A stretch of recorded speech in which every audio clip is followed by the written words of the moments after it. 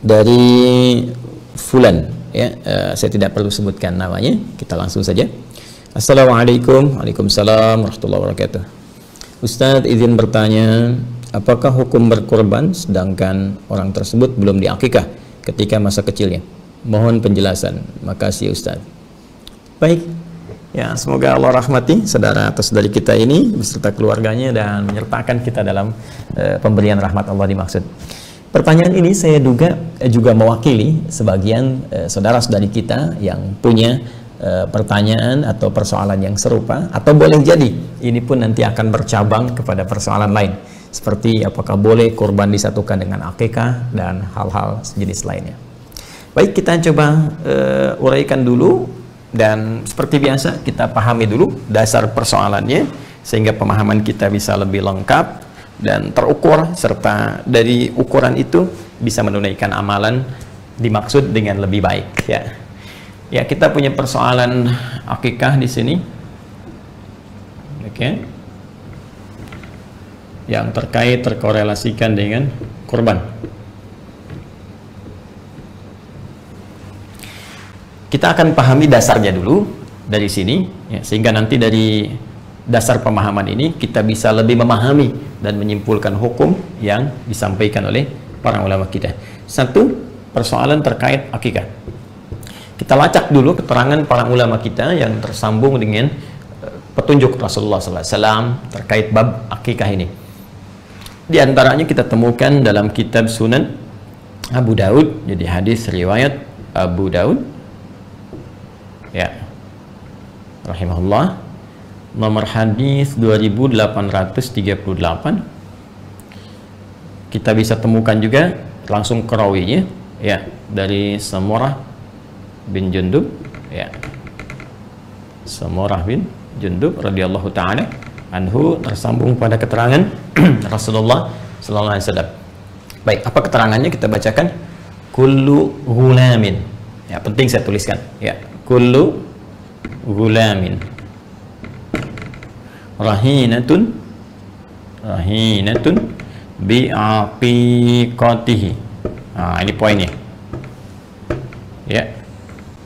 Tuzbahu, keterangan kedua, tuzbahu yauma sabi'ihi. Ini yang penting yang keduanya. Kemudian wa yuhlaqu wa yusamma. Ini tambahannya. Wa yusamma. Ini poinnya. Kullu ghulamin, setiap anak itu. Nah, ini segaris, ya. Setiap anak itu. Rahinatun biaqiqati, tergadai dengan prosesi akikahnya.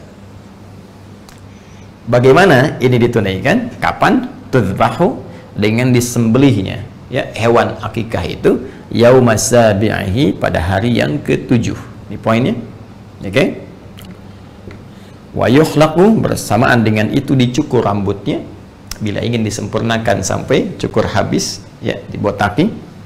Wa yusamma, pun demikian, diberikan nama terbaik untuknya. Jadi ada 3 proses di sini: akikah, cukur rambut, diberi nama.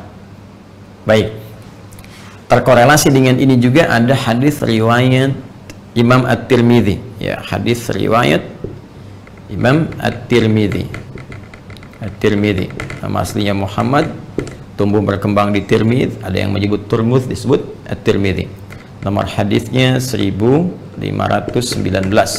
Rawinya langsung dari suaminya Sayyidah Fatimah radhiyallahu taala anha, menantu Nabi sallallahu alaihi wasallam, sekaligus juga ini jadi keponakan beliau, ya, Ali bin Abi Thalib. Abi Thalib, ya, radhiyallahu taala anhu, karamahullahu wajah. Disampaikan qala aqta Rasulullah sallallahu alaihi wasallam anil Hasani bisyatin. Rasulullah SAW pernah melangsungkan akikah, ya, untuk cucu beliau Al Hasan, ya, pada kambing pertamanya. Pada kambing pertamanya beliau berkata kepada Sayyidah Aisyah. Jadi ada proses akikah di sini. Kemudian ada proses perintah beliau kepada Sayyidah Fatimah. Ya, saya evaluasi. Beliau berkata kepada putrinya Sayyidah Fatimah radhiyallahu taala anha, apa perkataan beliau? Perhatikan kalimatnya, ahliqi, cukur rambutnya, wa tasaddaqi bi zinati sya'rihi bi fiddatin. Kemudian bersedekahlah dengan hasil timbangan cukuran itu dengan perak yang serupa atau yang senilai dengan hasil cukuran itu. Dan tentunya diberi nama pada saat itu dengan Al-Hasan. Jadi di sini ada akikah, ada juga prosesi cukur rambut. Ini penting nanti saya sampaikan terkait dengan penafsiran waktu prosesi akikah. Teman-teman sekalian, fokus di sini. Pertama, Nabi menyampaikan terkait akikah, kullu gulamin, setiap anak itu. Kata gulam biasanya dalam bahasa Arab itu dilekatkan pada anak dari mulai dia tumbuh, ya, menjelang sampai menjelang baligh. Jadi belum sampai ke baligh, ya, belum sampai ke baligh, belum baligh. Jadi kalau dia masih dalam kandungan janin, terlahir kemudian disebut maulud, ya. Quran surah kedua ayat 233, ya, Nabi menyampaikan sallallahu alaihi wasallam langsung firman Allah Subhanahu wa taala dari Al-Qur'an. Ya, apa firmannya? Wal walidatu yurdi'na auladahunna haulaini kamilaini liman arada ayyutimma radha'ah wa 'alal mauludi lahu. Ya, ini menunjuk kepada ayah yang baru diberikan karunia anak, disebut mauludi lahu. Ini sebagai berkah kepada orang tuanya. Jadi ketika anak itu lahir disebut dengan maulud, yang baru dilahirkan, lalu dari situ berproses menjadi sobi, bayi, ya, lalu tumbuh kemudian sampai menjelang balik disebut dengan gulam. Jadi dari anak itu mulai terlahir, terus sobi gitu kan, dari terus usia sehari, 2 hari, 3 hari, nah kemudian sampai menjelang balik, nama umumnya disebut dengan apa? Gulam. Baik. Ustaz, gimana kalau ada namanya gulam gitu ya? Apakah belum balik? Nah mungkin ini pemaknaan berbeda, ya. Tapi secara umum namanya demikian. Nah, rahinatun, tergadai ia, kemudian biaqiqati, dengan proses akikahnya. Saya mau sampaikan ini dulu teman-teman. Ya, akikah ini asal katanya dari kata aqqa, tadi ditemukan di sini di At-Tirmidzi nomor hadis 1519 dari sahabat Ali bin Abi Thalib. Beliau berkata aqqa Rasulullah sallallahu alaihi wasallam. Ini aqqa, ya, Rasulullah sallallahu alaihi wasallam. Sifatnya, keadaannya disebut dengan akikah. Aqqa itu asal katanya memotong, membelah. Ya. Menyembelih kalau kita sekarang lakukan terhadap hewan, tapi asalnya memotong, akal, ya, memotong, membelah, memisahkan. Dari mana akar kata ini muncul? Ini yang paling menarik. Jadi diksi yang disampaikan dari ketentuan syariat itu begitu istimewa. Ya, bukan pilihan kata biasa, tapi nanti terkait dengan hikmah-hikmah tertentu. Saya mau gali dulu sedikit teman-teman sekalian ke atas. Jadi ketika manusia tercipta dengan sempurna, kemudian terlahir, selain fisiknya disempurnakan, Quran surah 95 ayat yang keempat, laqad khalaqnal insana fi ahsani taqwim, kemudian juga diberikan perjalanan kesempurnaan akal, dari mulai informasi dari telinga sampai ke mata, sampai ke pikiran, sampai akal sempurna. Pun demikian jangan lupa ada kesempurnaan dari inti kehidupan, roh, jiwa, nafasnya. Nah, jiwa kita ini menjadi sempurna ketika kita mulai kemudian menjalani kehidupan usia 4 bulan, kemudian dilahirkan. Saat kesempurnaan ini terjadi, ada 2 potensi yang melekat dalam jiwa itu. Satu potensi baik disebut dengan takwa, yang kedua potensi kurang baik disebut dengan fujur, nama lainnya nafsu. Ini nanti bisa kita lihat di Quran surah ke-91 Asy-Syams. Ya. Ayat ke-7 sampai dengan 10. Ya, wa nafsin wa ma sawaha, ketika nafas itu telah tercipta dengan sempurna, fa alhamaha fujuraha wa taqwaha, maka dengan kesempurnaan itu diilhamkanlah kemudian ada jiwa fujurnya, jiwa takwanya. Takwa potensi kebaikan, ya, di sini puncaknya ada, dibisikkan oleh para malaikat. Fujur itu potensi hal yang kurang baik, lawan dari takwa. Jadi kalau ada jujur, ada bohong, ya, kemudian ada tawadhu, rendah hati, ada sombong, demikian seterusnya. Yang fujur ini didesain oleh Allah untuk menjadi katalis, ya, supaya yang baik-baiknya ini bisa muncul. Sebab kalau nggak ada yang ini, yang satu ini fujur, jadi nggak akan bisa naik. Ya, saya pernah terangkan ini dalam edisi Sitama terdahulu. Nanti Anda bisa cek kembali. Secara cepat, fujur itu nama lainnya disebut dengan nafsu. Ya, jadi kalau takwa tadi bawaan sifat malaikat, karena itu malaikat selalu baik, tak pernah salah. Quran surah 66 ayat ke-6. Tapi nafsu ini cenderung membawa kesalahan. Quran surah ke-12 ayat 53. Ya, wa ma ubarri'u nafsi innan nafsa la'ammaratum bisu. Sedangkan nafsu itu sifat bawaan yang langsung dilekatkan pada hewan. Makanya kalau hewan berbuat banyak kesalahan dan tampil tanpa pertimbangan, ya hewan senang tampil tanpa busana, hewan buang kotoran di mana-mana, ya hewan melakukan hubungan gitu kan, yang tanpa kontrol dan seterusnya. Karena memang sifat fitrah hewani itu tercipta dengan nafsunya. Nah, yang paling menarik adalah teman-teman sekalian, Allah Subhanahu wa taala melalui petunjuknya kepada Rasulullah sallallahu alaihi wasallam memberikan dengan sifat kasih dan sayang yang sangat luar biasa, memberikan arahan agar sejak bayi itu terlahir, manusia itu mulai terlahir, dari mulai tumbuh, sebelum balik nih, sebelum semua yang baik dan buruknya dicatatkan sebagai pertanggungjawaban hisab di hari kiamat nanti, diminta oleh Allah melalui petunjuk Rasulullah, hei, taklukkan dulu nafsunya, simbolkan dengan potong itu, ya.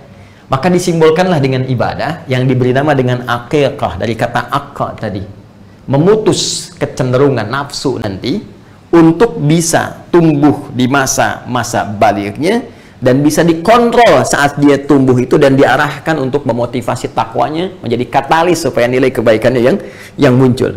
Nah, disimbolkan ini lewat pemotongan hewan karena nafsu tadi melekat pada fitrah hewani.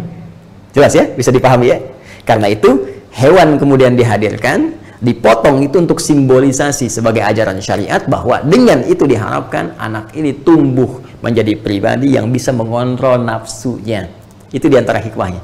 Ya, karena itu anak kalau dia tumbuh kemudian bersikap kurang baik kepada orang tuanya, ya kan interaksi pertama dengan orang tua kan di keluarga. Ketika ada anak yang tumbuh menjelang dia balik, bersikap kurang bagus pada orang tua, kata-kata yang kurang bagus, kata-kata kasar dan sebagainya, maka mohon izin, mohon maaf, itu dalam bahasa akhlak disebut dengan uququl walidain. Uquq, ya, uququl walidain.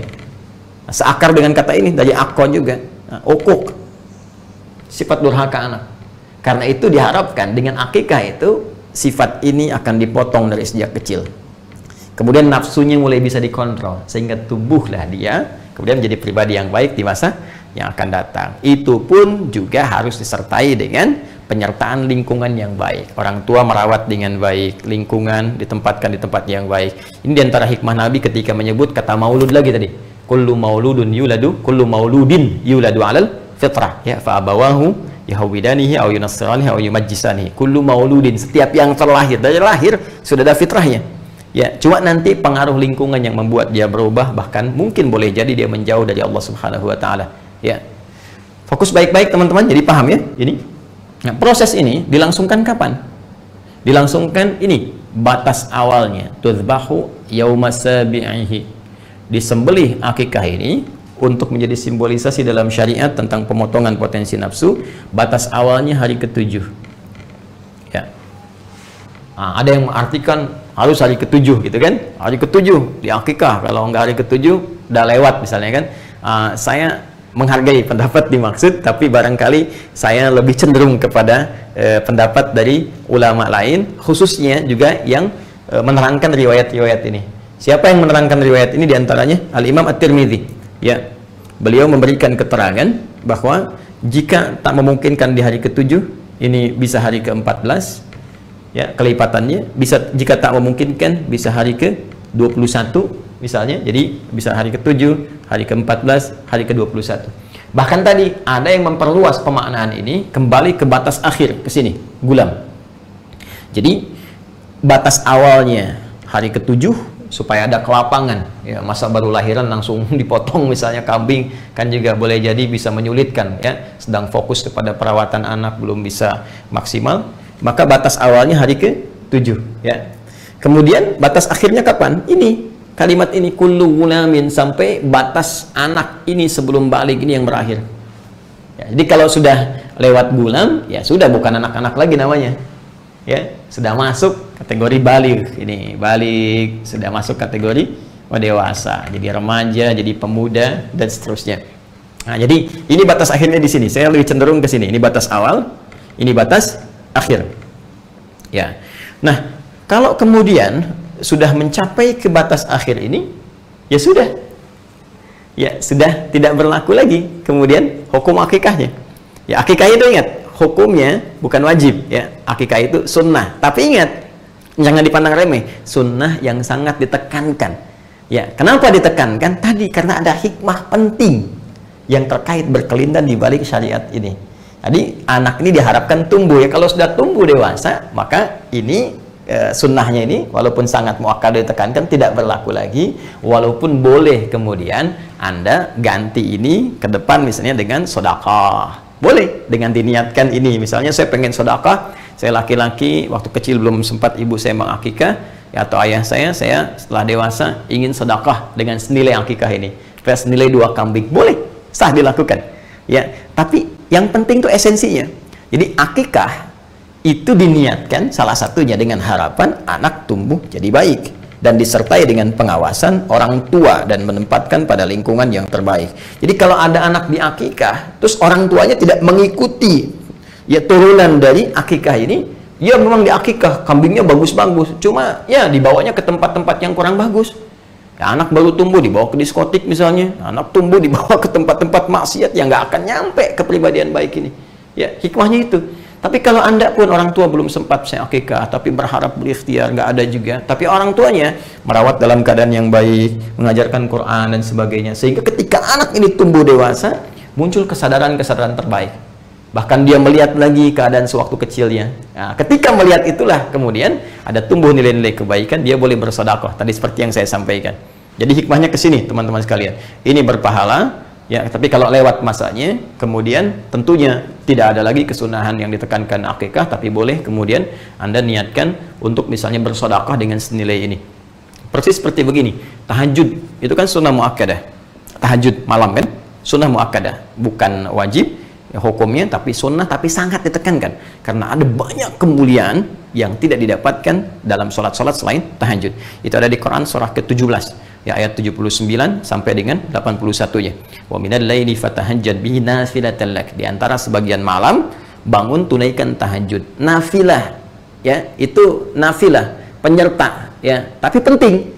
Penyerta kepada yang pokok, yang wajib diikutkan, ya, sunnah hukumnya, nafilah jenisnya, tambahan. Nafilah itu tambahan. Tambahan dari yang pokok, tapi penting sekali. Saking pentingnya kalau bisa tunaikan. Ya, nanti kalau ada orang sudah terbiasa tahajud, tiba-tiba malamnya nggak sempat bangun gitu, ya, karena faktor tertentu besoknya, kemudian dia bangun, ya, maka ada waktu-waktu yang kiranya sudah lewat dari tahajud, tapi besoknya masih ada, maka Nabi dalam satu riwayat dan disampaikan informasi dari para ulama, menyampaikan amalan-amalan yang kiranya bisa untuk menggantinya. Misal dengan apa? Menambah di sholat duhanya, ya, ditambahkan jumlah bilangan rakaatnya. Ya, kalau tidak pun lewat dari bilangan duha itu sampai ke zuhur, kan sudah lewat dari waktu duhanya, ya. Karena dari itu dia mungkin bisa ganti dengan perbanyak sedekah, banyak baca Quran, walaupun tentunya amalan ini tidak disamakan dengan tahajud, tapi niat itu yang diukur oleh Allah Subhanahu wa taala dan kesungguhannya untuk bisa menunaikan amalan-amalan dengan baik. Dan bahagianya kita, amalan itu ditimbang, dinilai oleh Allah berdasarkan niat dan kesungguhan. Innamal a'malu bin niat. Kemudian tentang kesungguhan di Quran surah ketiga ayat 142. Ya, am hasibtum an tadkhulul jannata walamma ya'lamillahu alladhina jahadu minkum wa ya'lamas sabirin. Untuk bisa bekal ke surga itu Allah akan melihat kesungguhan kita dalam menunaikan amalan-amalan. Nah, ini poinnya, ya. Jadi dari sini bisa terjawab kalau sudah dewasa, maka tadi, ya, tidak harus Anda berpikir untuk akikah lagi, tapi Anda boleh kemudian memikirkan, merencanakan, berikhtiar untuk sedekah, ya. Nah, seperti ini, jelas. Dan sedekah yang paling bagus, ya, diantaranya waktu-waktu seperti ini bisa memperbanyak infak atau Anda alihkan kepada kurban tadi, ya, kurban, teman-teman sekalian, ini poinnya. Ya, sudah. Kalau tadi mau spesifik, niatkan sedekah saja. Dan sedekah untuk dulu akikah saya yang belum sempat terlaksanakan. Ya, kemudian Anda pilihan terbaik sekarang, ya sudah, saya mau sendiri saja kemudian untuk menunaikan ibadah kurbannya. Nah, sekarang muncul pertanyaan kedua, Ustadz, bisa nggak saya satukan kurbannya dengan akikah? Ini. Baik dalam kasusnya serupa di sini, misal lahiran anak pas menjelang Dzulhijjah, ya kan? Begitu lahir, pas waktu-waktunya mau kurban. Bisa nggak di hari ke-7 ini atau kelipatannya misalnya saya sekalian kurban, sekalian akikah? Ya, atau tadi saya mau sedekah, bisa nggak disamakan sedekah dengan kurbannya? Nah, di sini para ulama terbagi pada dua pendapat utama. Yang pertama, teman-teman sekalian, ada di kitab Musannafnya Ibnu Abi Syaibah. Ya, Musannaf Ibnu Abi Syaibah. Ya. Itu keterangan bahwa pendapat pertama diwakili oleh kalangan mazhab Hanafi, kemudian Hambali, juga ada juga pendapat dari Imam Al-Hasan Al-Basri, ya, Hasan Al-Basri, juga ada tambahan dari Ibnu Sirin, ya, yang cenderung pada pendapat bolehnya menyatukan dua ibadah ini, ya, dengan satu pelaksanaan. Ya, secara inti boleh kurban misalnya, ya, sekaligus dalam kurban itu disatukan dengan niat akikah. Ya, misalnya kalau untuk perempuan lahir terus pas bersamaan dengan Dzulhijjah, dia pengen kurban, sekaligus dengan kurban itu disatukan untuk niat akikahnya. Nah, ini menurut pendapat yang pertama, ini boleh, silahkan saja, sah saja untuk dilakukan. Jadi silahkan Anda berkurban kemudian niatkan sekalian untuk akikah. Atau dalam konteks yang sedekah ini boleh, silahkan berkurban, niatkan sekalian untuk konteks sedekah, ya, dengan berharap akikah yang kemarin-kemarin juga Allah berkenan menerima ibadah terbaiknya. Ini pendapat yang pertama. Ini saya sertakan juga ulama-ulamanya, kemudian ke atasnya di kitab yang bisa kita lacak. Kemudian yang kedua, teman-teman sekalian, ya, ada juga pendapat dari kalangan ulama Malikiyah, ya, yang disambungkan ke Imam Malik.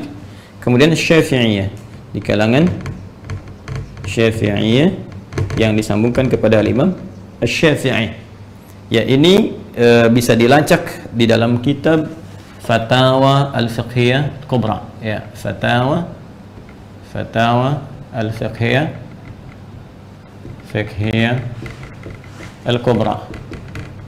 Al-Kubra kalangan Ibnu Hajar Al-Haytami.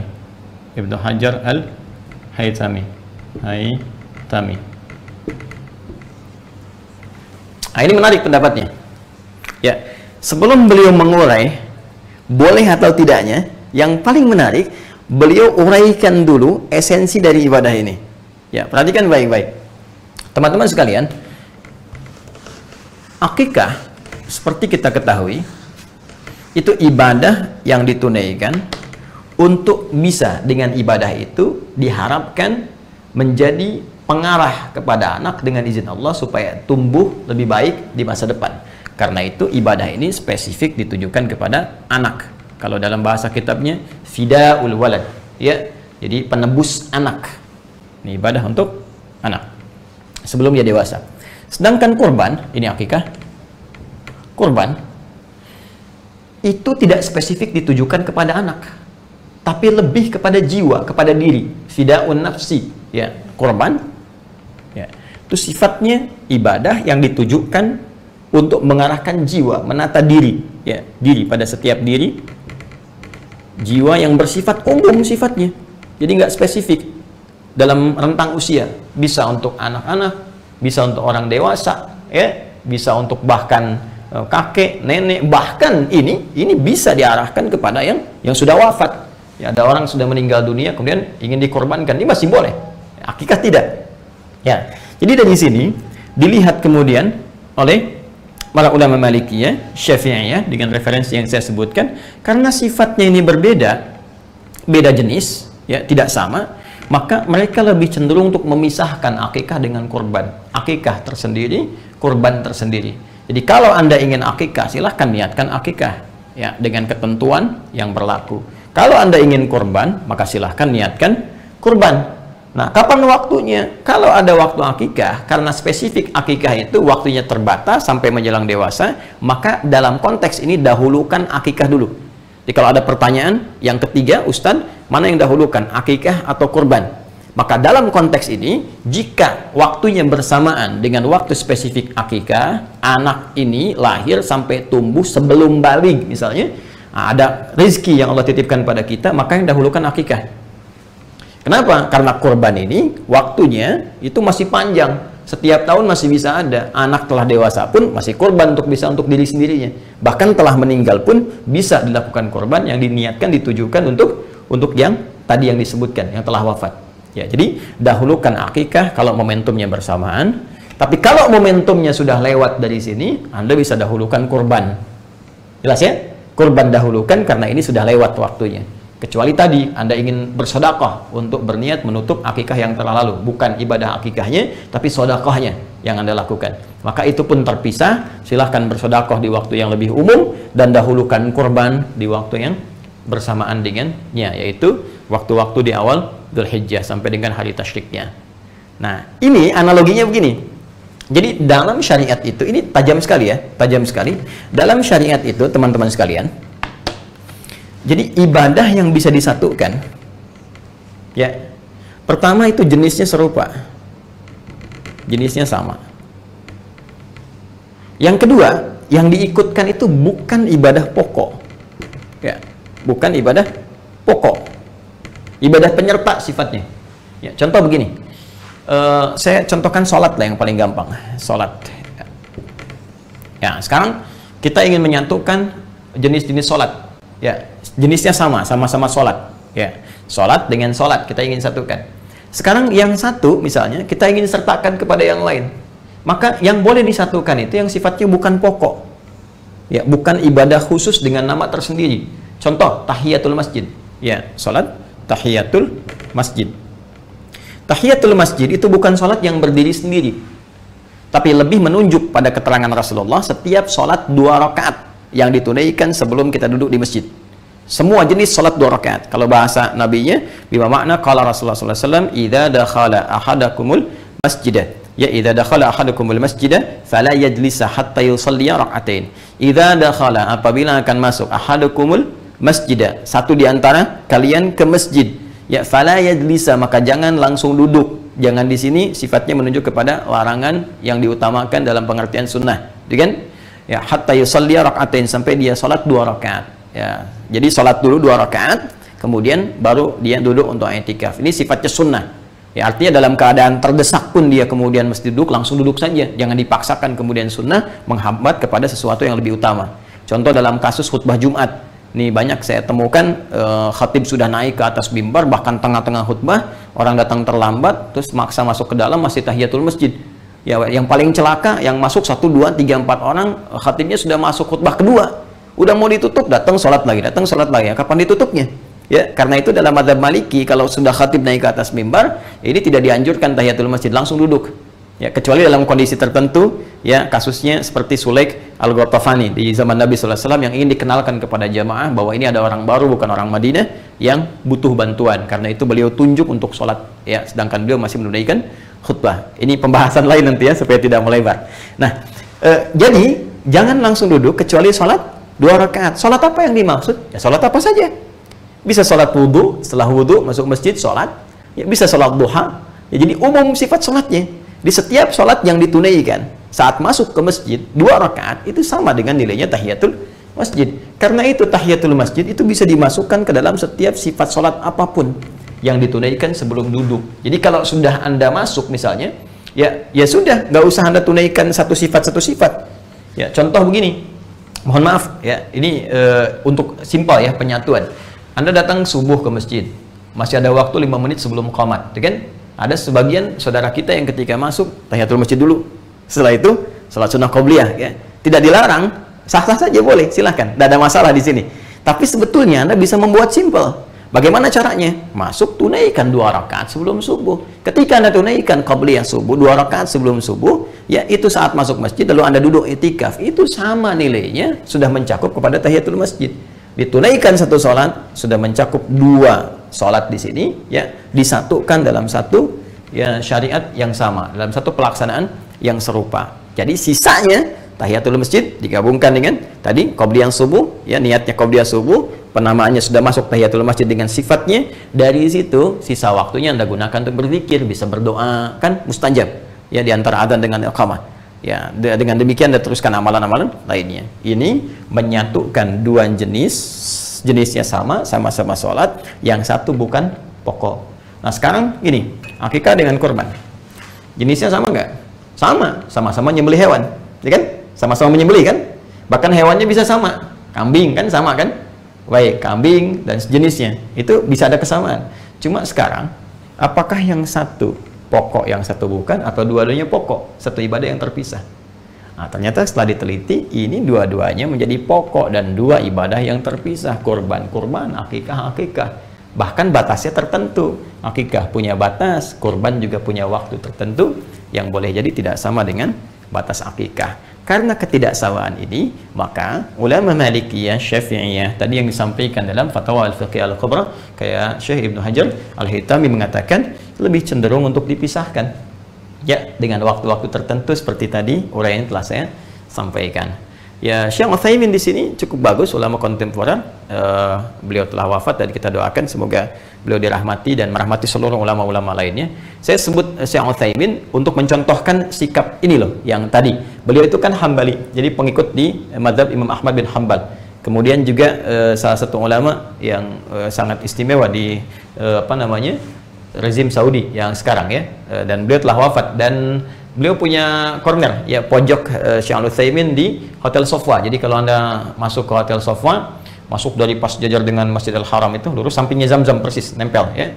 Anda lurus, masuk, kemudian dari situ naik eskalator pertama, masuk, kemudian ada toko-toko, naik lagi satu eskalator ke atas lagi, ya. Begitu naik eskalator ke atas, sebelah kanannya ATM, tukang es krim, balik ke kiri. Nah, dekat ke kiri itu langsung ada pojok Syekh Utsaimin di situ. Jadi Anda bisa lihat. Terus naik lagi ke atasnya itu sofa, ya. Sebelah kanannya tukang cukur, 30 real. langsung bersih gitu. Nah, itu ada di situ. Syekh Utsaimin cukup menarik. Beliau itu condong kepada mazhab Hambali sebetulnya.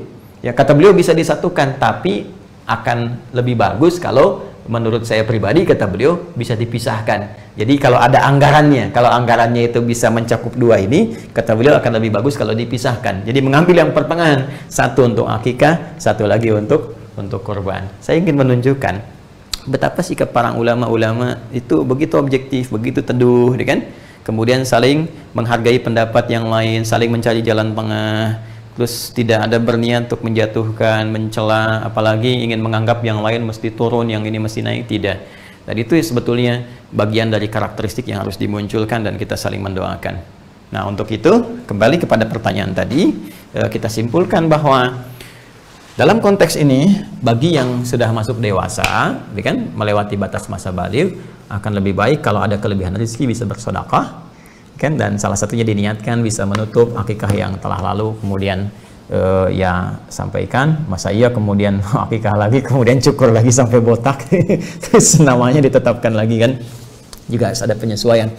Kemudian yang kedua, jika ada bersamaan akikah dengan korban, mana yang dahulukan? Saya pribadi tadi lebih cenderung kepada sikap yang diambil oleh para ulama Malikiyah, Syafi'iyah. Jika memang ada rizki yang berlebih, kita bisa pisahkan antara akikah kemudian dengan kurban, karena ini dua pokok ibadah yang berbeda, yang tidak sama, yang ketentuannya juga memiliki ketentuan masing-masing. Jadi kalau waktunya pas anak itu lahir, saya lebih cenderung akikah dahulukan, ya, karena kurban bisa masuk di masa-masa berikutnya. Walaupun Ustadz, bagaimana kalau anak itu wafat? Kan bisa kurban diniatkan untuk anak, tapi kan nggak bisa akikah diniatkan untuk anak kalau anaknya sudah wafat, ya. Baik, jadi dahulukan akikah dulu. Nah, kalau terbalik situasinya sudah dewasa, maka dahulukan kurban dulu, ya, karena waktunya khusus. Nanti setelah kurban, kalau Anda ingin bersedekah mengganti yang akikah, maka itu silahkan dengan segala kelapangan, dan semoga Allah menerima amal ibadah dan merahmati kita semua. Kurang lebih ini, ya, saya bisa menjawab dari awal dengan cepat, misalnya ini hukumnya begini, paling-paling selesai 2 menit, 3 menit. Tapi kan kedalaman ini nggak kita temukan. Jadi mohon izin untuk bersabar kalau sekiranya ada pertanyaan. Saya bahas kadang mungkin, wah ini kok kemana-mana, bukan kemana-mana, karena memang korelasinya ke situ gitu, ya. Jadi agak lebih panjang supaya kita bisa memahami dengan lebih baik. Saya kira itu, barangkali ada keterangan ulama lain yang lebih baik, dan sangat mudah Anda bisa meninggalkan apa yang saya sampaikan dan mengambil pendapat ulama lain yang kiranya lebih mudah untuk diamalkan sesuai dengan ketentuan Al-Quran dan Sunnah Rasulullah SAW.